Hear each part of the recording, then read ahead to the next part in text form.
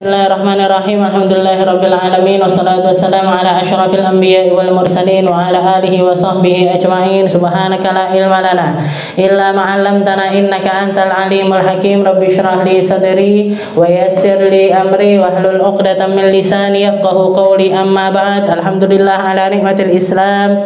Alhamdulillah ala nikmatil iman wa kafa biha min ni'mah. Alhamdulillah, segala puji bagi Allah Subhanahu wa taala pada malam hari ini, di hari Rabu ini yang kita biasanya ngaji bersama-sama di Pondok Al-Ifah, ngajine dibuka setelah setengah tahun kat berbodo ndak dibuka-buka dari mulai lebaran ndak lebaran dari habis lebaran ndak kita buka-buka, dari Ramadan malah dari Ramadan nggak dibuka. Akhirnya pada malam hari ini Allah Subhanahu wa taala menurunkan hidayahnya dan juga inayahnya bagi kita semuanya. Masih sing teko wong 750 iki koyoke. Alhamdulillah, tapi akhirnya kita buka kembali majelis ini. Mugi-mugi sama Allah Ta'ala diistiqomahkan.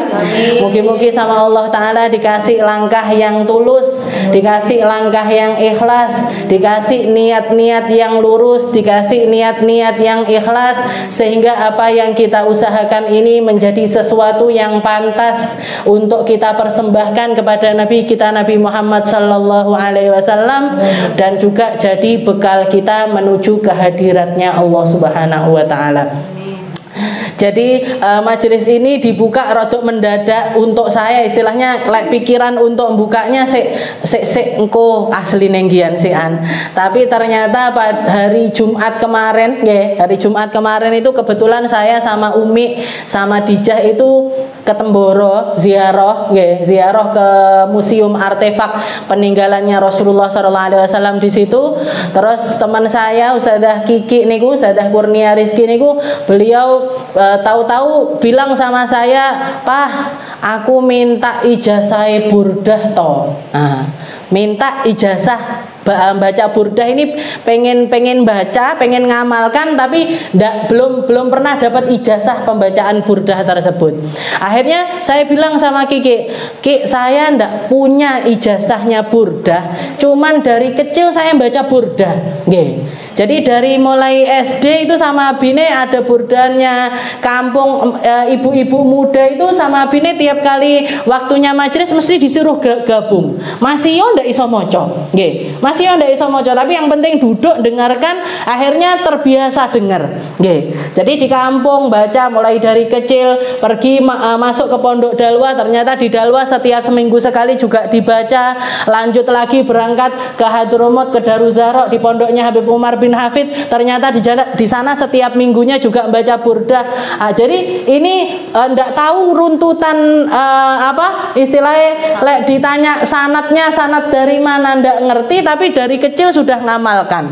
Ya sudah, kalau gitu nanti kita baca yo tabarukan anak-anak ini. Jadi usadah-usadahnya penjaganya artefak itu biar ikut baca, biar ikut dapat sanad pembacaan burdah tersebut. Akhirnya kita baca di depan bajunya Sayyidah Fatimah Zahra. Masih yo ndak diwaca kabeh, tapi dibaca sekitar 3 fasal lek kabeh akhirnya ndak barbar ya kayak ini tadi sak jam selesainya.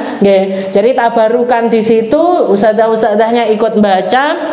Habis itu selesai, Umi langsung, wes majelis rebone timbangane ora dibuka-buka banget, pindah neng omah baca burdah. Ya wes mik diniati.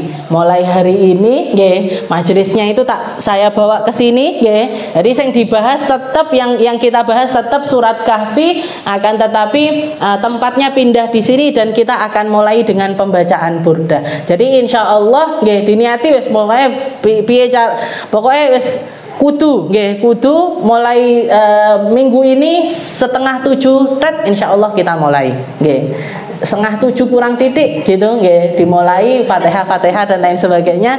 Setelah itu diselesaikan baca, habis itu baru ngaji. Dan ini tadi kalau mungkin di kampung biasanya yang diwaca sampai ya akramal khalqi itu sampai ya Rabbi bil Mustafa niku toh. Nah, ini ditambahi di belakangnya sebenarnya ada yang namanya qasidah mudhoriyah sama qasidah Muhammadiyah. Kok itu ijazah juga dari guru-guru kita, istilahnya kalau di tempatnya Habib Umar sampai ke mudhoriyah sama Muhammadiyahnya itu selalu dibaca. Karena kalau qasidah mudhoriyah itu isinya semuanya doa. Nggih. Semuanya itu doa dan puji-pujian kepada Nabi Muhammad sallallahu alaihi wasallam. Termasuk di antaranya yang paling greget istilahnya. Nggih, di sini ada lafaz yang dibaca arjuka ya Rabbi fid daraini tarhamuna bi jahiman fi yadaihi sabbahal hajaru. Jadi di sini beliau menyebutkan arjuka ya Rabbi, ya Allah saya nyari pengharapan. Saya menyandarkan harapan saya menyandarkan doa saya menyandarkan seluruh hidup dan mati saya hanya kepadamu fid daraini tarhamuna. Nggih, yang diharap-harapkan apa? Mengharapkan rahmatnya Allah Ta'ala baik itu di dunia sampai di akhirat. Nggih. Jadi yang dicari itu rahmat, yang dicari itu rahmat. Dan ternyata kalau kita lihat kunci senenge donya akhirat itu kalau di dalam diri kita ada rahmat. Orang kalau di dalam dirinya ada rahmat, ada kasih, ada sayang, ada kasih, ada sayang, mesti uripe penak, mesti uripe tentrem, mesti hidupnya itu damai. Kenapa? Karena di dalam hatinya ada rahmat. Rahmat ini yang bikin seneng. Kita kalau mau nyari kesenangan, mau nyari kegembiraan, orang kalau ditanya anak kecil yang belum bisa jalan, ibunya senenge di dalam anak ini, saya seneng banget kalau anak saya bisa jalan. Anaknya akhirnya bisa jalan. Setelah bisa jalan ditanya lagi, mbok anakku mlebu TK terus nanti bisa baca, bisa nulis, udah neo senenge. Akhirnya masuk TK. Mbak bisa baca, bisa nulis, tambah gede aku seneng lek anakku ranking 1, ranking 1 seneng, aku seneng lek anakku menang ini menang itu dan lain sebagainya. Ini kan kesenangan, seneng di dalam hati, tapi kesenangannya itu sementara. Sementara maksudnya apa? Sekali waktu kita seneng, tapi sekali waktu lagi ndak hilang senengnya itu tadi. Jadi sekali waktu ada, sekali waktu enggak, sekali waktu datang, sekali waktu pergi. Karena apa? Karena itu semuanya kesenangan-kesenangan yang semacam itu adalah kesenangan yang semu, semuanya semu, semuanya fana. Dan kalau kita ngejar kesenangan semacam itu terus, ndak akan ada habisnya. Wayahe udan milik panas, wayahe panas milik udan, gitu. Itu kan manusia kayak gitu. Wayahe kerja milik prei, wayahe prei milik kerja. Manusia itu aneh panjanan.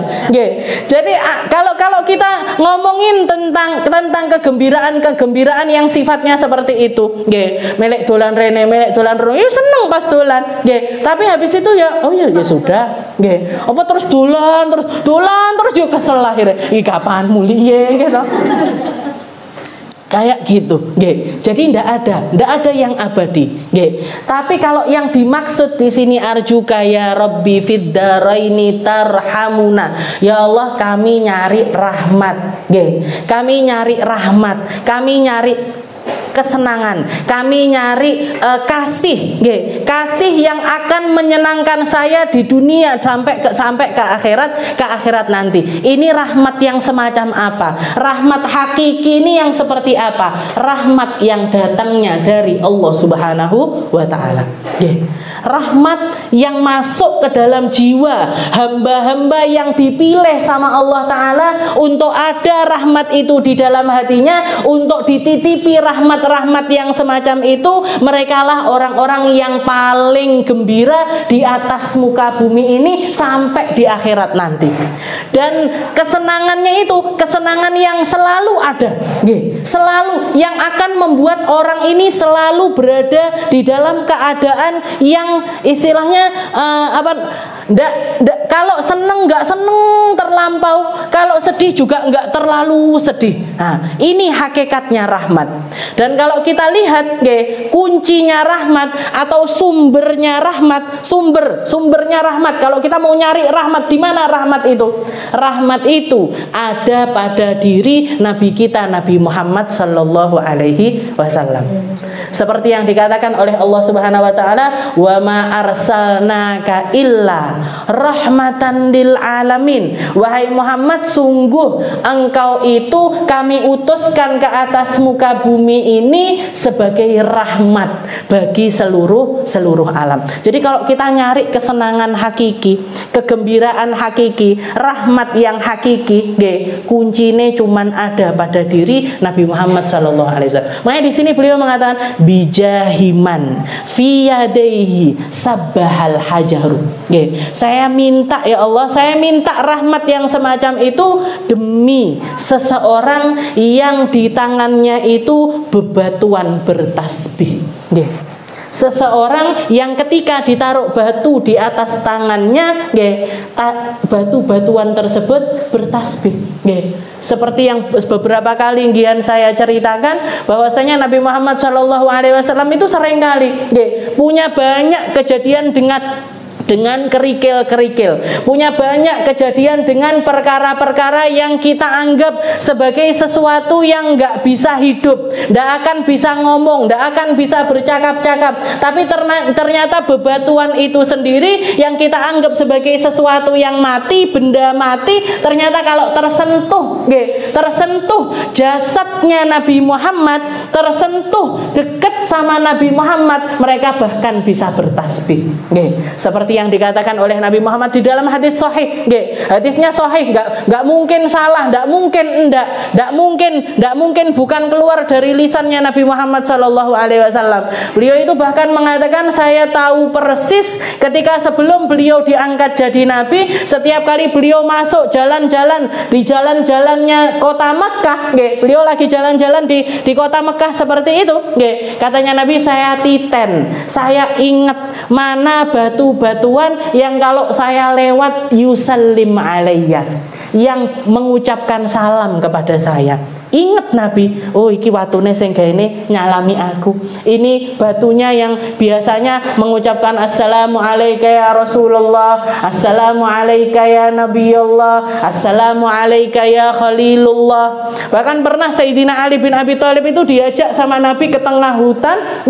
Setelah itu berdiri di tengah hutan, katanya Sayyidina Ali, tahu-tahu telinga saya seperti ada sesuatu yang membukanya, dan ternyata katanya Sayyidina Ali, saya mendengar semua apa yang ada di hutan itu, entah itu ranting, entah itu daun, entah itu kerikil, entah itu batu besar, entah itu batu kecil, semuanya mengucapkan salam kepada Nabi Muhammad Sallallahu Alaihi Wasallam, bertasbih kepada Nabi, mengucapkan salam kepada Nabi. Bahkan ketika Sayyidah Fatimah Zahra juga pernah, beliau itu istilahnya pas waktu beliau di rumahnya, tahu-tahu Nabi Muhammad datang ke rumahnya Sayyidah Fatimah. Setelah itu Sayyidah Fatimah nangis. Katanya Nabi Muhammad mengatakan, ya Fatimah, ma yubkiki ya Fatimah, apa yang bikin kamu nangis wahai Fatimah? Maka Sayyidah Fatimah memperlihatkan dua tangannya beliau. Lihaten ini bi, lihaten ini ya, lihaten ini Pak, enggak bapak tapi nyeluk lihat ini ya Rasul, lihat ini ya Rasul tangan saya. Tidak ada tempat darinya kecuali kasar, kecuali terluka, karena saking seringnya saya itu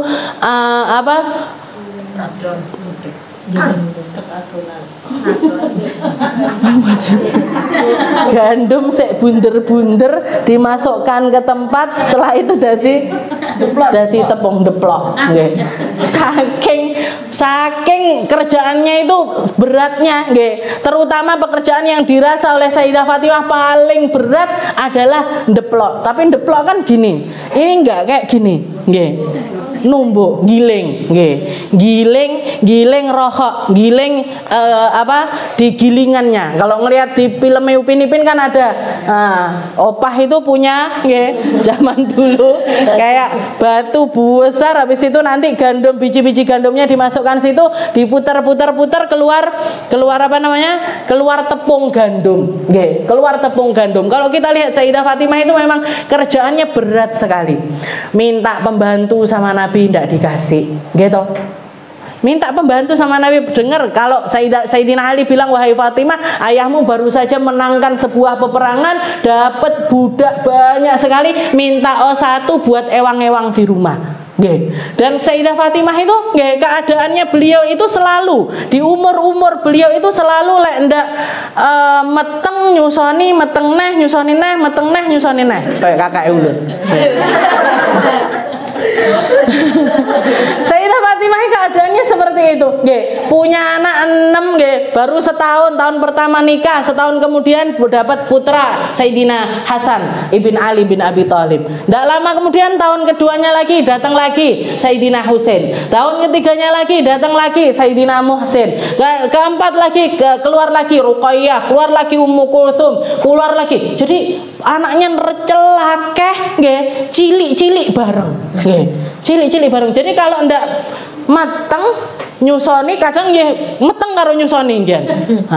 Itu masih bersih-bersih rumah, masih masak, masih istilahnya khidmah sama suami, bangun malamnya nggak pernah ndak tahu prei, ngajine ndak tahu prei, semua semua. Makanya sampai beliau itu dijuluki sebagai Al-Batul, Fatimah Al-Batul, Kenapa kok dinamakan Al-Batul? Al-Mutabattil filayali, yang malam-malamnya itu ndak pernah kosong dari ibadah. Seorang perempuan yang dikasih keistimewaan sama Allah Ta'ala ndak pernah merasakan yang namanya haid, ndak pernah keluar darah haid sama sekali.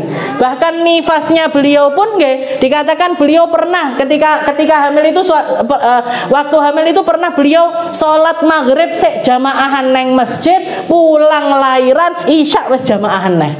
Jangan bayang nih, ndak nifas sama sekali, nifasnya mujah, cuman sekali keluar. Jadi bayi habis itu keluar darah, wes selesai nifasnya. Itu Sayyidah Fatimahuz Zahra.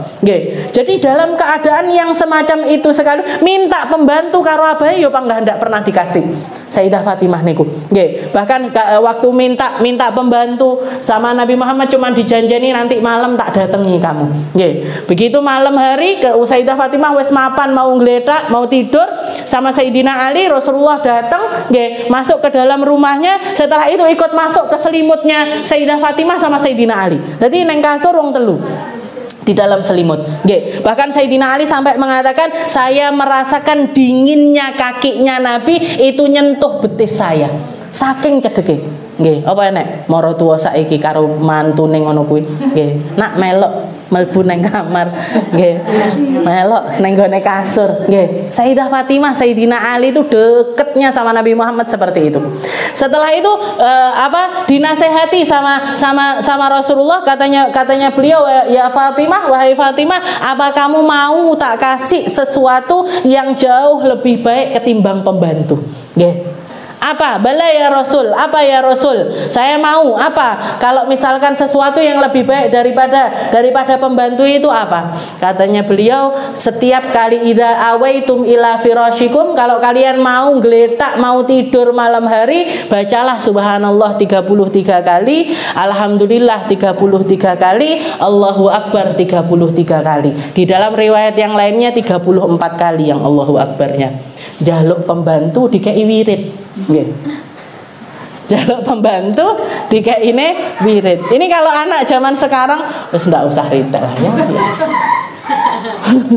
Wong aku lho njaluke pembantu, kok malah dikasih nyawirit. Tapi itu ajarannya Nabi Muhammad, nggih. Karena beliau tahu persis Sayyidah Fatimah akan jadi Sayyidatu Nisa'i Ahli Jannah, pemimpinnya perempuan-perempuan ahli surga. Maka ibadahnya harus sempurna, kesabarannya harus sempurna, pengabdiannya harus sempurna, ihtiramnya sama suaminya harus sempurna, pendidikannya kepada anaknya harus sempurna. Semua yang ada pada dirinya dituntut untuk sempurna, untuk menyempurnakan kedudukannya di sisi Allah Subhanahu wa taala. Itu Sayyidah Fatimah. Nggih. Begitu juga ketika beliau ngadu ini tadi, ya Rasul, lihat ini tanganku wis kapalan kabeh ndak karu-karuan. Nggih. Ini ini saking banyaknya saya bikin tepung gandum ini ya Rasul. Maka sama Rasulullah duduk di sebelahnya Sayyidah Fatimah. Setelah itu dipegang itu rohak, jadi gilingan itu tadi dipegang sama Nabi Muhammad. Setelah itu Nabi Muhammad mengatakan, ya rohak, wahai gilingan, gilinglah kamu sendiri dengan izin Allah. Munyer gilingannya, munyer sendiri. Nggak pakai digini kan, munyer sendiri. Bahkan setelah itu si batu ini tadi nangis. Si batunya itu tadi nangis, mengatakan kepada Rasulullah SAW, ya Rasul, ini sami'tu fil Quran, saya dengar bahwasanya di dalam Al-Quran ini ada ayat yang mengatakan, ya ayyuhalladzina amanu qu anfusakum wa ahlikum naron wa quduhan nas wal hijarah. Jadi di dalam Al-Quran ada ayat yang mengatakan, wahai umat manusia, wahai orang-orang yang beriman, lindungilah dirimu dan keluargamu dari api neraka, satu tempat yang dipenuhi dengan api, dan bara api itu tadi keluarnya atau bahan bakarnya waquduhan nas wal hijarah, yang jadi bahan bakarnya itu manusia sama batu. Manusia sama batu. Maka si batu ini tadi mengatakan, ya Rasul, saya tidak pengen masuk neraka. Kalau misalkan tolong selamatkan saya, apa harus semua batu yang ada di bumi ini nanti bakalan jadi bahan bakarnya api neraka? Tolong jaga aku agar tidak sampai menjadi batu-batuan yang ditakdirkan untuk menjadi bahan bakarnya neraka ya Rasul. Maka Rasulullah mengatakan, wahai gilingan, kamu nanti akan menjadi batu yang dipasang di istananya Sayyidah Fatimah Zahra. Jadi setelah itu Rasulullah mengatakan kepada Sayyidah Fatimah, ya Fatimah, wahai Fatimah, kalau misalkan saya mau, kalau misalkan kita mau, kalau misalkan kamu kepingin punya baju terindah sekalipun, saya bisa ngasih. Kamu pengen punya rumah terbesar sekalipun, saya bisa menuruti. Kamu pengen pembantu 1000 sekalipun, saya bisa ngasih, wahai Fatimah. Tapi ketahuilah wahai Fatimah, yang semacam itu akan menurunkan kemuliaanmu di akhirat nanti. Sabar wahai Fatimah, setiap kali kamu giling gandum seperti itu untuk sebagai bentuk khidmahmu kepada suamimu, kepada anak-anakmu, semuanya bernilai pahala di sisi Allah Subhanahu wa taala. Nggih. Putrine Sayyidah Fatimah, bapake Rasulullah sallallahu alaihi wasallam, yo ndak ngenyang kan. Lek awake dhewe paling ya panggah ngenyang nggih. Mesin cuci wis lek ndak iki. Lek ndak iki rice cooker wis. Golek liyane. Jadi seperti itu Sayyidah Fatimah Zahra. Jadi sumbernya rahmat. Kalau kita memang benar-benar pengen gembira di dunia, pengen benar-benar gembira di akhirat nanti, dekati Nabi, cari sambungan kepada Nabi, khidmah sama umatnya Nabi, melakukan segala sesuatu tujuannya untuk nyari kedekatan kepada Nabi kita Nabi Muhammad sallallahu alaihi wasallam. Jadi satu bait dari qasidah mudhoriyah itu tadi isinya sangat luar biasa ini. Belum lagi ya Rabbi a'zim lana ajran wa maghfiratan fa inna judaka bahrun laisa yanhasiru waqti duyunan lain. Duyunan barang disebut di sini. Ya Allah, utang-utang kami mbok dibereskan semuanya. Alah wis akeh renorno. Semuanya isinya tentang doa. Itu qasidah mudhoriyah. Kalau yang terakhir yang kita baca terakhir semuanya diawali dengan lafadz Muhammad. Nggih. Namanya qasidah Muhammadiyah. Nggih. Muhammadun asyraful arabi wal ajami, Muhammadun khairu may yamshi ala qadami. Nggih. Muhammad manusia termulia dari golongan orang Arab maupun golongan orang tidak Arab. Nggih. Maksudnya sing ngomong bahasa Arab utawa sing ngomong bahasa Indonesia, Jawa, Inggris dan lain sebagainya, Nabi Muhammad adalah manusia termulia di antara semua manusia tersebut. Muhammadun khairu may yamshi ala qadami. Muhammad manusia yang paling mulia yang pernah berjalan di atas muka bumi ini. Di semuanya sumbernya di Nabi Muhammad. Bahkan di dalam hadis yang lain Allah Subhanahu wa taala pernah mengatakan kepada Nabi Muhammad, laulaka ya Muhammad ma khalaqtul afaq. Kalau bukan karena kamu wahai Muhammad, saya tidak nyiptakan apapun. Nggih. Surga neraka tidak tak ciptakan. Bumi langit tidak tak ciptakan. Manusia hewan tidak tak ciptakan. Apapun yang ada di alam semesta ini tidak akan pernah aku ciptakan kecuali dengan satu tujuan. Nggih. Tujuannya mek siji sebenarnya. Allah taala menciptakan semua hal ini tujuannya satu. Untuk apa? Untuk memperkenalkan Nabi Muhammad sallallahu alaihi wasallam. Nggih. Bikinan terindahnya Allah Subhanahu wa taala. Makhluk terindahnya Allah Subhanahu wa taala. Sesuatu yang pernah diciptakan oleh Allah taala yang keindahannya mengalahkan apapun, nggih. Yang keindahannya itu mengalahkan apapun yang ada, nggih. Kita ngelihat langit, kita ngelihat laut, kita ngelihat gunung, kita ngelihat apapun yang kita anggap sebagai sesuatu yang indah, keindahannya Nabi Muhammad jauh lebih indah ketimbang itu semuanya, nggih. Makanya tujuan hidup kita, kalau tujuan hidup kita ini nyari kesenangan yang hakiki, maka kesenangan hakiki itu ketika kita letakkan kesenangan kita di atas kesenangannya Nabi Muhammad Sallallahu Alaihi Wasallam. Nabi Muhammad kalau ngelihat saya gini seneng apa ndak ya? Nabi Muhammad kalau ngelihat saya kerja di sini seneng apa ndak ya? Nabi Muhammad kalau ngelihat saya dengarkan ini seneng apa ndak ya? Nabi Muhammad kalau melihat saya melangkah di tempat ini seneng apa ndak ya? Nabi Muhammad kalau ngelihat saya berjuang di tempat ini seneng apa ndak ya? Terus, semuanya tentang Nabi Muhammad, semuanya tentang kesenangan di atas kesenangannya Rasulullah Shallallahu Alaihi Wasallam. Maka di situ kita akan menemukan kegembiraan yang sebenarnya, kegembiraan di atas kegembiraan semu yang lainnya.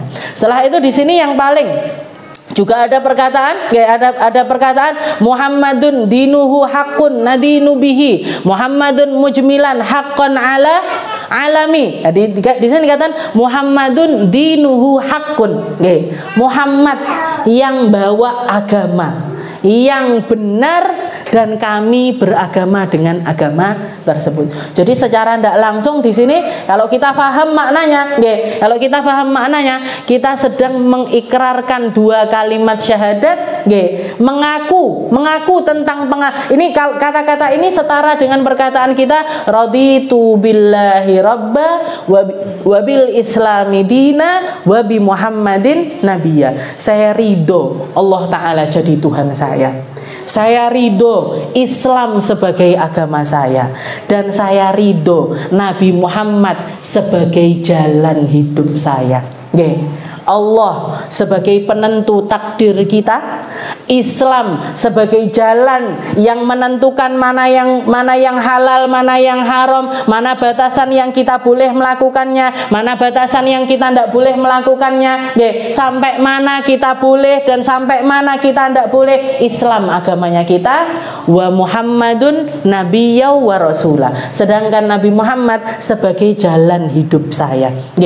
Kenapa kok Nabi Muhammad yang jadi jadi jalan hidup kita karena Nabi Muhammad diciptakan oleh Allah Ta'ala dalam bentuk manusia sama persis seperti kita. Nabi Muhammad juga makan kayak kita makan. Nabi Muhammad juga minum kayak kita minum. Nabi Muhammad juga beristri sebagaimana kita beristri juga. Salah ya. Nabi Muhammad beristri, kita juga bersuami.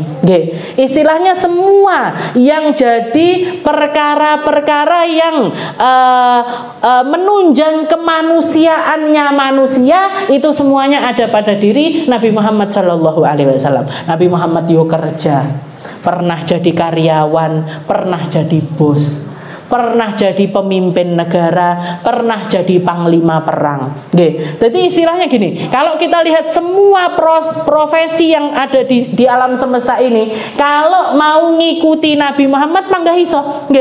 Nabi Muhammad ora tahu dadi PNS jereke sapa. Nabi Muhammad pemimpinnya PNS, yang jadi pengatur setiap aturan-aturan yang dibikin di zaman tersebut. Bahkan Nabi Muhammad yang merumuskan pembagian harta ghanimah itu, bagiannya beliau adalah khumusul khumus. Khumusul khumus itu apa? 1/5-nya 1/5. Itu bagiannya Nabi Muhammad. Jadi setiap kali beliau berperang dapat harta ghanimah, 4/5-nya, 4/5-nya. Jadi kalau misalkan 100% gitu, 80%-nya itu dibagikan kepada semua yang ikut andil di dalam peperangan. Dibagikan ke tukang tombak, dibagikan ke tukang panah, dibagikan ke tukang yang perang pakai pedang, yang perang naik kuda, yang perang naik keledai, yang bagian jaga emak-emak. Emak-emak dijogo yang peperangan, bagian masak-masak, bagian ngobati luka-luka dan lain sebagainya dikasih bagian. Jadi 80%-nya itu untuk orang-orang yang ikut andil di dalam peperangan tersebut. Sedangkan 1/5-nya, 1/5 berarti 20%-nya itu jatahnya Nabi Muhammad SAW. Tapi dari 1/5 tersebut, dari 20% tersebut sama Nabi Muhammad yang diambil sendiri untuk pribadinya Nabi itu khumusul khumus, 1/5 dari 1/5. 1/5 dari 1/5. Piye carane? Yang 1/5 ini tadi Nabi Muhammad ngaturnya gimana? 1/5 dialokasikan ke pendidikan, 1/5 dialokasikan ke jalanan, tinggi memperbaiki jalan-jalan, 1/5-nya lagi dialokasikan untuk anak-anak yatim, anak-anak yatim, 1/5-nya lagi untuk orang-orang miskin. Jadi ada pos-posnya masing-masing. Tinggal sisa 1/5-nya 1/5 itu jatahnya Nabi Muhammad sak keluarganya. Sak keluarganya itu istri-istrinya, ya anak-anaknya, ya sepupu-sepupunya. Sepupu-sepupunya Nabi, orang-orang yang Bani Hashim yang ikut hijrah ke Madinah pada waktu itu jatahnya adalah 1/5. Jadi kalau dikatakan Nabi Muhammad bukan perumus, administratif dan lain sebagainya, salah banget. Nabi Muhammad yang paling sempurna di dalam menjalankan itu semua. Jadi istilahnya gimana? Semua orang bisa ngikuti jalannya Rasulullah SAW. Beda sama nabi-nabi terdahulu. Nabi-nabi terdahulu ada yang bisa kita ambil, ittiba, kita bisa ngikuti mereka, ada yang tidak bisa. Kayak Nabi Isa misalkan. Nabi Isa itu yang paling sahih dikatakan beliau diangkat ke atas langit oleh Allah Ta'ala durung rabi, belum nikah. Terus piye umatnya sing wis nikah ini mau ngikuti siapa?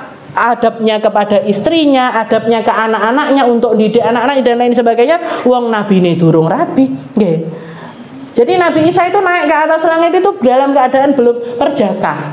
Jadi dalam keadaan belum menikah. Nanti di akhir zaman beliau akan menyempurnakan agamanya dengan pernikahan. Nikah, budal kaji Nabi Isa. Melek budal kaji bareng Nabi Isa.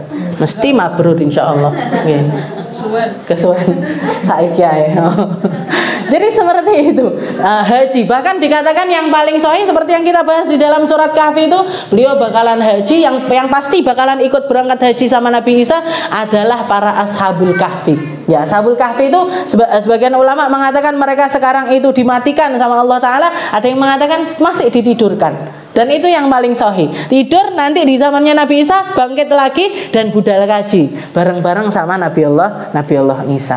Nah, jadi seperti itu, menyempurnakan. Jadi beliau menyempurnakan agamanya. Beliau datang di akhir zaman bukan bawa agama baru, bukan membawa agama baru, bukan bikin agama baru di atas agamanya Nabi Muhammad SAW, tidak. Tapi beliau menjadi salah satu umatnya Nabi Muhammad SAW.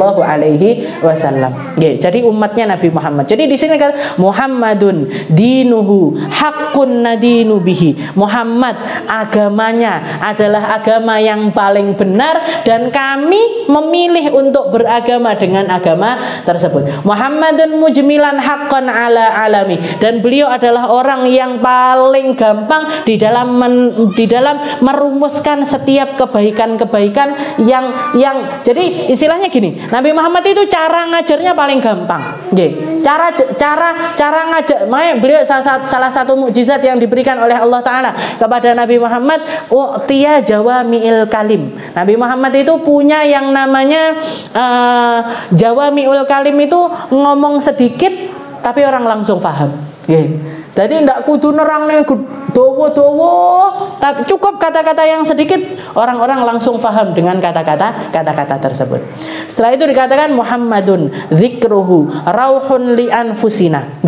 Dan Muhammad adalah satu-satunya nama yang kalau dibaca, yang kalau dilantunkan, yang kalau keluar dari lisan-lisan orang yang punya iman di dalam dirinya, dia akan merasa rauhun, akan merasakan ketenangan. Nabi Muhammad zikruhu, jadi di sini zikruhu rauhun li anfusina. Orang Islam itu kalau misalkan menyebutkan namanya Nabi Muhammad, itu ada sesuatu yang kayak lepas gitu, kayak plong, kayak plong di dalam hatinya. Itu nunjukkan kalau di dalam dirinya ada iman. Dan terbukti, lek didelok, kalau dilihat, kalau kita melihat keadaan yang ada di sekitar kita, orang kalau diajak maulutan, berbondong-bondong, jajal ini tadi saya umumkan maulutan, maulutan di El Sagam, insya Allah yang datang banyak. Aminah marahi ndak ngomong lek maulutan, marahi pembukaan marahi. Sebenarnya niatnya nggih mulutan gian, apa namanya, baca maulid burdah niku kan maulid, cuman ndak ada qiyamnya aja, ndak enek asyrokolane, padahal isinya semuanya adalah maulid, sejarah hidupnya Nabi Muhammad sallallahu alaihi wasallam. Kalau kita lihat kan kayak gitu. Lek bulan maulid itu maulid di sana rame, maulid di sana rame, semua orang bikin maulid dan semuanya rame, ndak enek sing ndak rame. Kemarin kita bikin acara nenggone Kron, 2000 orang yang datang. Wong kok ndiae gitu loh. Itu manusia dari mana aja, tapi orang kayak enteng berangkat mauludan. Diundang maulud ini, diundang maulid di sini, diundang melek teko kabeh, Dan ketika membaca, ada ndak ada penceramah di situ, Dan istilah gini, kalau misalkan kita baca maulid, kayak ini tadi kita baca burdah, sebenarnya ceramah ini itu kalau dibandingkan sama burdahnya, ndak ini apa-apa nih, jauh lebih afdol bacaan kita itu tadi. Jauh lebih indah bacaan kita.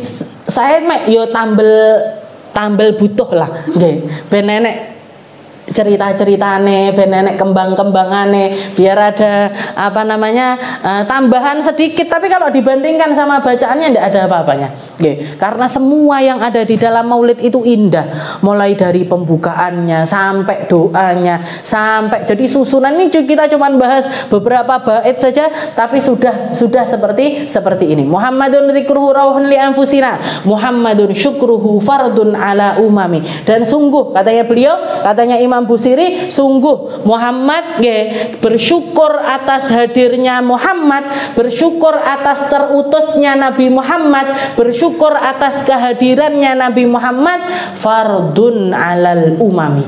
Ini hukumnya wajib bagi umat ini. Umat ini wajib bersyukur atas datangnya Nabi Muhammad. Karena mulianya kita, karena mulianya Nabi. Indahnya kita karena indahnya Nabi. Selamatnya kita karena selamatnya Nabi. Allah Ta'ala melakukan kebaikan-kebaikan kepada kita, itu semuanya karena Rasulullah Sallallahu Alaihi Wasallam. Seperti yang diceritakan, Rasulullah SAW itu pernah, beliau itu duduk-duduk lagi main-main sama cucunya Sayyidina Hasan sama Sayyidina Husain. Datang malaikat Jibril mengatakan, ya Muhammad, saya dapat perintah dari Allah Subhanahu Wa Ta'ala untuk menghabarkan kepada kamu tentang nasib dua cucumu. Apa itu wahai Jibril? Apa itu wahai Jibril? Maka malaikat Jibril mengatakan, nasib dari dua cucumu ini tadi, yang satu akan mati dalam keadaan diracun sama istrinya, yang satunya lagi akan mati terpenggal kepalanya, ditebas lehernya, satu kepalanya dikuburkan di Mesir, badannya dikuburkan di Irak. Jangan bayang nih, Nabi dikabari cucunya dua-duanya cilik-cilik, yang satu nanti akan mati diracun, yang satu akan mati dalam keadaan terpenggal kepalanya. Apa yang dilakukan sama Nabi? Nabi Muhammad maluk putune, nangis berderai air mata, ngangkat kepalanya, setelah itu mengatakan, raditu billahi robba. Saya ridho sama semua keputusannya Allah. Ndak popo putuku mati ngono kuwi. Nggak apa-apa cucuku harus meninggal dalam keadaan semacam itu. Ndak masalah kalaupun hal sesadis itu terjadi kepada cucu-cucuku. Saya yakin mereka kuat, saya yakin hal itu akan meninggikan derajat mereka, saya yakin hal yang semacam itu adalah sesuatu yang tinggi di sisi Allah Subhanahu wa Ta'ala. Ndak dinyang blas. Padahal kalau misalkan beliau ngangkat tangan minta sama Allah Ta'ala, ya Allah mbok ojo sadis-sadis, ya Allah mbok dikurangi lah, ojo diracun, ya Allah mbok jangan kayak gitu, yus dipenggal tapi mbok dikuburkan di satu tempat. Ini sampai kuburannya ada dua. Sayyidina Husain itu kuburannya dua. Jadi dipenggal kepalanya, setelah itu diarak kepalanya, jalan sampai ke Mesir. Jangan bayangkan. Itu nasib dari dua cucunya Rasulullah Shallallahu Alaihi Wasallam. Tapi begitu, berita yang dikabarkan kepada Nabi ini nyangkut, bukan nyangkut pribadinya beliau, bukan nyangkut tentang keluarganya Nabi, bukan nyangkut tentang cucu-cucunya Nabi, tapi nyangkut tentang perkaranya umat. Nabi Muhammad selalu memperjuangkan sampai titik darah penghabisan. Beliau sakaratul maut sing dieling-eling umatnya. Di padang mahsyar yang dipanggil-panggil umatnya. Analaha, aku sing duwe syafaat, saya yang punya syafaat. Sini, mana umatku? Mana umat? Itu yang dilakukan sama Nabi. Ndak terus golain di Fatimah, di Hasan, mana Husain, mana cucu-cucuku, mana ini mah ndak ada. Yang dicari umatnya. Selalu Nabi Muhammad memperjuangkannya sampai terakhir. Dikatakan pernah juga malaikat Jibril datang kepada Nabi Muhammad, mengatakan kepada Nabi Muhammad, ya Muhammad, Allah Subhanahu wa Ta'ala bikin sebuah keputusan bahwasanya nasib umatmu, barang siapa di antara umatmu yang bertobat kepada Allah Ta'ala dan antara tobatnya dengan kematiannya itu jaraknya 1 tahun, Allah Ta'ala akan nerima tobatnya hamba tersebut. Maksudnya gimana? Jadi kalau ada seseorang tobat, jadi pernah melakukan kesalahan, terus setelah itu dia tobat, istiqomah di dalam tobatnya. Kalau jarak antara tobatnya dengan kematiannya ini jaraknya 1 tahun, Allah Ta'ala akan mengampuninya. Tapi kalau di bawah 1 tahun, Allah Ta'ala tidak mau membukakan pintu rahmatnya, tidak mau membukakan pintu taubatnya. Maka Nabi Muhammad mengatakan, khaffif ala ummati ya Jibril, mintakan keringanan untuk umatku wahai Jibril.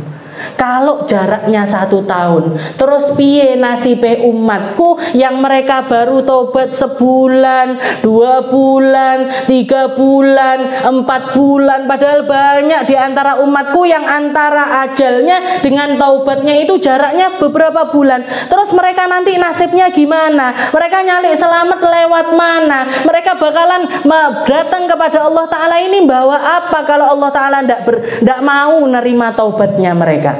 Khaffif ala ummati, ringankan wahai Jibril. Maka diringankan sama Allah Ta'ala. Ya sudah, kalau gitu tidak 1 tahun jaraknya, berapa? 1 bulan. Okay. 1 bulan. Kalau kematian dengan taubatnya itu jaraknya 1 bulan, Allah Ta'ala akan nerima taubatnya. Tapi kalau kurang, kalau di atas 1 bulan, kalau kurang dari 1 bulan, Allah Ta'ala tidak akan mau nerima taubatnya hamba tersebut. Khafif ala, saya dinyang nih, dinyang nih sama Nabi Muhammad. Khafif, kalau umatku taubatnya baru seminggu, 2 minggu, terus piye? Kalau tidak diterima taubatnya sama Allah Ta'ala, ya sudah, kalau gitu tak diringankan lagi. Berapa? Seminggu. Lek taubatnya seminggu ditompo. Lek kurang dari itu tidak diterima sama Allah Ta'ala. Katanya Nabi Muhammad, di antara umatku ada yang taubatnya baru sehari, 2 hari. Terus piye? Lek mereka, kalau misalkan mereka tidak diterima sama Allah Ta'ala, khafif ala ummati, ringankan lagi wahai Jibril, diringankan lagi. Ya sudah, kalau gitu tidak seminggu, sehari. Sehari antara taubatnya dengan kematiannya bakalan diterima sama Allah Ta'ala. Kalau tidak diterima, katanya dinyang sian. Di antara umatku ada yang taubatnya 1 jam, 2 jam, 3 jam, nasibe piye terusan. Khaffif ala umat, ringankan lagi, ringankan lagi. Akhirnya Allah Subhanahu Wa Ta'ala bikin keringanan lagi sampai 1 jam. 1 jam. Katanya dinyang nih si ansak jam sama Nabi Muhammad. Terus gimana kalau taubatnya baru 1 menit, 2 menit, 5 menit, 10 menit, 15 menit? Maka akhirnya Allah Subhanahu Wa Ta'ala mengatakan, ya Muhammad, demi kemuliaanmu, demi rahmatmu, karena indahnya doamu, karena berkat dirimu, aku terima taubatnya umatmu ila an yughrir, sampai rohnya di kerongkongan. Kurang opo awake dhewe? Nggih. Piye carane kita berterima kasih sama Nabi Muhammad? Gimana caranya kita minta istilahnya mau bales jasanya Nabi Muhammad pakai apa? Mau bersyukur atas kehadirannya Nabi Muhammad dengan cara yang kita lakukan sangat kecil sekali kalau dibandingkan apa yang telah dilakukan Nabi Muhammad kepada kita. Tangisannya kita masih sedikit dibandingkan tangisannya Nabi Muhammad memikirkan kita. Doanya kita masih sedikit, selawatnya kita masih sedikit dibandingkan doanya Nabi kepada kita, pikirannya Nabi kepada kita, nasihatnya Nabi kepada kita, ilmunya Nabi kepada kita, akhlaknya Nabi kepada kita. Ndak enek opo-opo nih. Main kalau dikatakan Muhammadun syukruhu fardun alal umami, benar sekali.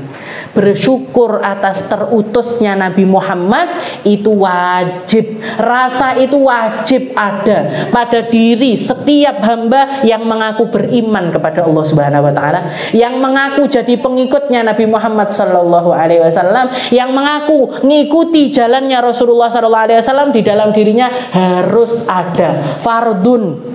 Wajib ini bukan kewajiban yang Allah Ta'ala berikan kepada kita, bukan kewajiban yang Allah Ta'ala berikan kepada kita, tapi kewajiban ini karena beliau merasa terlalu tidak tahu diri, terlalu kurang ajar kita kalau sampai tidak bersyukur atas hadirnya Nabi Muhammad Sallallahu Alaihi Wasallam di atas muka bumi ini. Mugi-mugi kabeh ditambahi sama Allah Ta'ala rasa cintanya sama Nabi Muhammad, rasa rindunya sama Nabi Muhammad, istiqomahnya di dalam menjalani ajarannya Nabi Muhammad, istiqomahnya di dalam mendidik umat di dalam pendidikannya Nabi Muhammad Sallallahu Alaihi Wasallam. Dan semoga kita semuanya jadi hamba-hamba yang ngerti caranya bersyukur, yang ngerti caranya bersabar, yang ngerti caranya pentingnya bersyukur berjalan dan menyadari diri tentang keadaan-keadaan tentang alam akhirat kita, sehingga kita berbuat sesuatu untuk menyelamatkan akhirat kita.